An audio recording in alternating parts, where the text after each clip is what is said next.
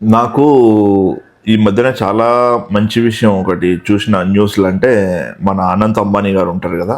మన జియో ఫౌండేషన్ వాళ్ళు. వాళ్ళు ఒక అబ్బాయి అతనికి నీళ్ళలో తిరుగుతా ఉంటాడంట. అతని పేరు ఆ అబ్బాయి పేరు ఇక్బాల్ అంట. సో, అతను పాపం ఎన్నో కష్టాలు పడుకుంటా ఎప్పుడు బయటికొస్తే మొత్తం శరీరం అనేది హీట్ ఎక్కిపోయేదంట. అంటే బాగా వేడైపోయి శరీరం బొబ్బలొచ్చేవి. అంటే బొబ్బల్లాగా దాన్ని బెందూర్లు అవి గివి వచ్చేవంట ఆ అబ్బాయికి. ఆ అబ్బాయి ఏమైందంటే ఎప్పుడు నీళ్ళలోనే ఉంటుండేనంట.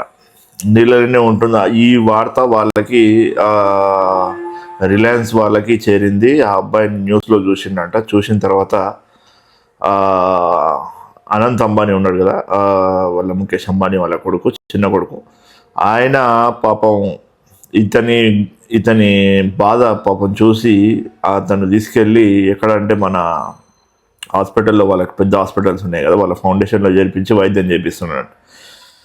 ఈ విషయము ఎందుకు చెప్తున్నా అంటే, మనుషులల్లో మానవత్వం ఇంకా బతికే ఉంది. ఎందుకు అంటే మనము 90% ఆఫ్ ఈ రోజుల్లో ఒకసారి ఊహించుకోండి, అసలు ఈ సోషల్ మీడియా లేకపోతే, ఇది లేకపోతే, అది లేకపోతే, మన ఈ ఈ అసలు ఈ ఫోన్ అనేది మన చేతికి రాకపోతే మన బతుకులు ఎట్లుండేటివి.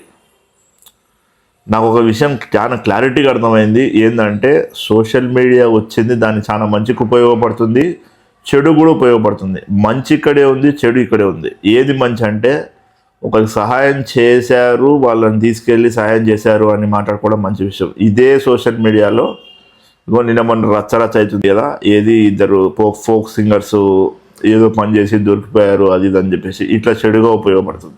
సో మనం ఆలోచించే దాన్ని బట్టే ఉంటుంది ఇక్కడ.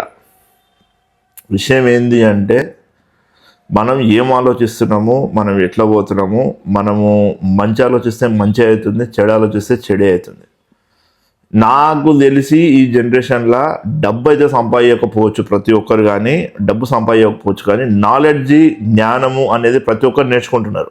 ఎట్లా అంటే, నీకు కాలేజీ ఏమీ నేర్పకపోవచ్చు, స్కూల్ ఏమీ నేర్పకపోవచ్చు, బట్ ఫోన్, చేతుల్లో ఉన్న ఫోన్ ఉంది కదా, ఒక సెకండ్లో ఏం జరుగుతుందో, ఎట్లా అవుతుందో చాలా స్పీడ్గా స్ప్రెడ్ అయిపోయి చాలా స్పీడ్గా ఇన్ఫర్మేషన్ అనేది మనుషులు అనేది తెలుసుకుంటున్నారు. సో ఇంతకంటే గొప్ప జ్ఞానం లాస్ట్ కొన్ని తరాలు